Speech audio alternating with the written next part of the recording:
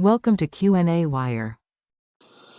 In this problem, let's see here. We have a steam power plant operating on an ideal Rankine cycle with a reheat between the pressure limits of 30 megapascals and 10 kilopascals.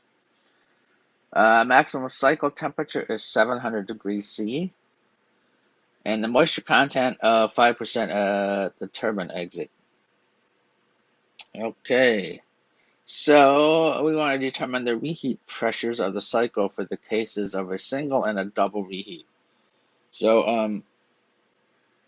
at 30 megapascals, we wind up um, over the critical point here.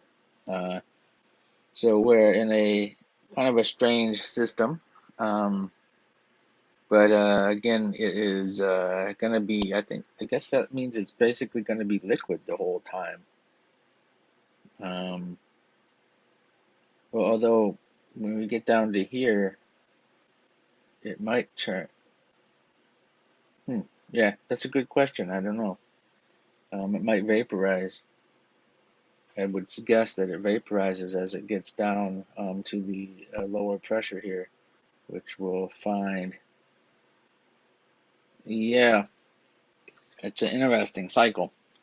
Anyway, let's see here. We have P6 is 10 kilopascals. X6 is 95%. So we can get H6 and S6, so the enthalpy and the entropy.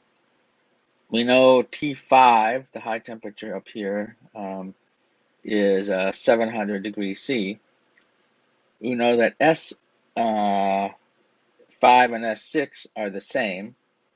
Okay, so in this case here, now we have let's see here. We have S5, so that means it gives us P5, and that winds up being about 2.9 megapascals. So that's for this cycle. So this is about 2.9 megapascals here. So I would suspect that we have vapor here.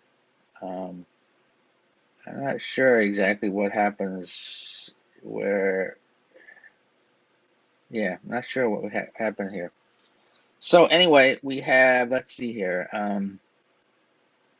For the other case, for this case, the double, we know we have 30 megapascals at here.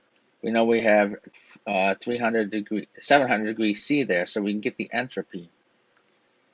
Now, the entropy at let's see here, the entropy at so we're gonna look at an entropy, some pressure, right? This pressure here, Px, is any pressure between 30 megapascals and this value, because this value we're gonna assume basically this value is here, right? So this is in here now. So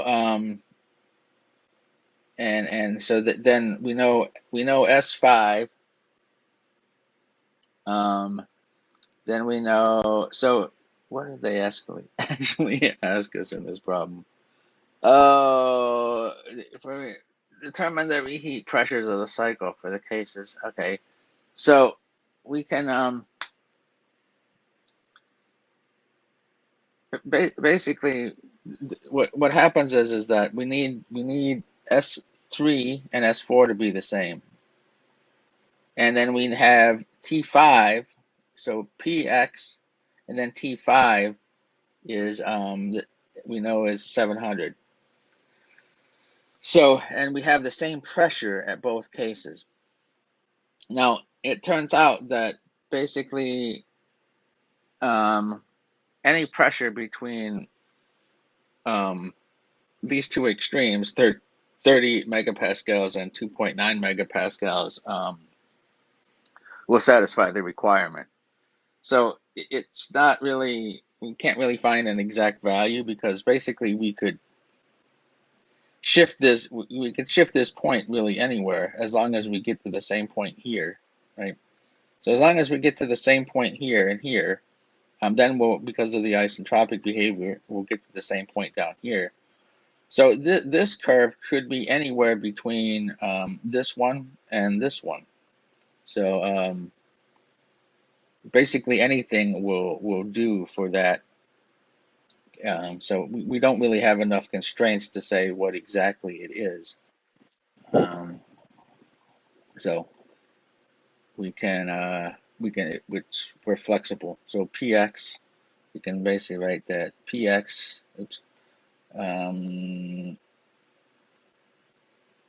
px is between these two extremes. Anything between those two extremes would work. We'll just have different entropies, different different. We might come down here.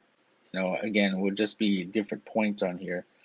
But we know we're up here at 700. So again, we're at 700 here. So we could be out here or this curve. Again, so it doesn't matter. Any of these will satisfy. You just have to be between the high pressure and the turbine exit pressure.